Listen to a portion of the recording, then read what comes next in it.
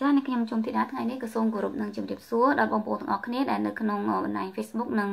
ជាពិសេសបងប្អូនទាំងអស់គ្នាដែលគាត់កំពុងតែតាមដានវីដេអូរបស់នាងខ្ញុំចាថ្ងៃនេះក៏នាងខ្ញុំក៏បានលើកយកនៅអំពី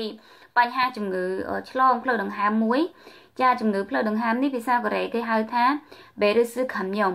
ចាជំងឺនេះគឺជាជំងឺដ៏កាចសាហាវបំផុតដែលមិនទាន់មានថ្នាំព្យាបាលចាហើយជំងឺនេះនៅក្នុងប្រទេសកូរ៉េគឺមានការគ្រោះថ្នាក់និងការមានអត្រាឆ្លងជំងឺនេះចំនួនដល់40%ឯណោះចាហើយសប្តាហ៍ថ្ងៃនេះគឺមានអ្នកឆ្លងជំងឺនេះកាលពីខែ6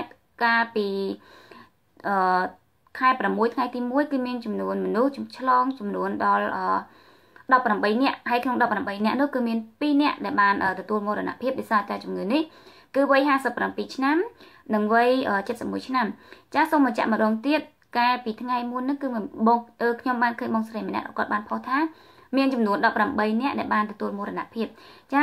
មិនមែនចំនួន18នាក់ទេគឺមានតែ2នាក់ទេដែលបានទទួលមរណភាពហើយ18នាក់នោះគឺជាអ្នកឆ្លងជំងឺនេះចាហើយឥឡូវនេះគឺបានកើនឡើងសប្តាហ៍ថ្ងៃគឺថ្ងៃតែម្ដងគឺបានកើនឡើងចំនួនដល់30នាក់ទៅហើយចាហើយជំងឺមួយនេះគឺវាឆ្លងតាមការដកដង្ហើម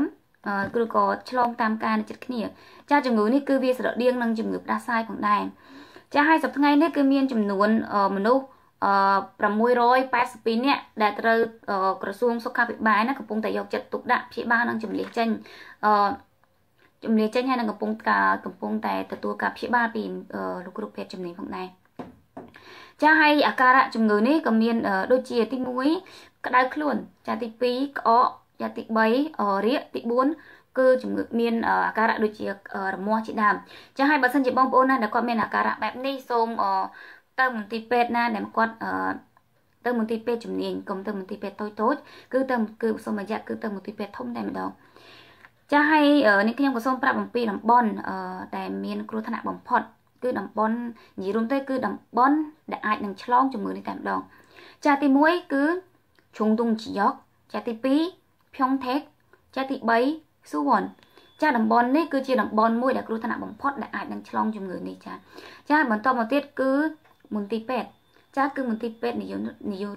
ចាគឺជាមន្ទីរពេទ្យដែលមានអ្នកជំងឺនេះគឺកំពុងតែព្យាបាលណាចា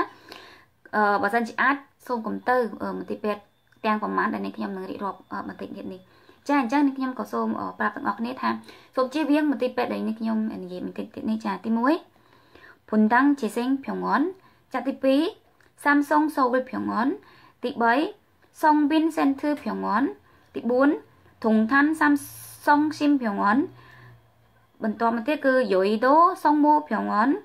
Pyeongtaek Songmo Pyeongwon ចានិងចុងក្រោយគឺ Pyeongtaek Good Morning Pyeongwon ចាចំនួនមន្ទីរពេទ្យទាំងអស់នេះគឺសិតតែជាមន្ទីរពេទ្យដែលមានផ្ទុកនៅអ្នកជំងឺ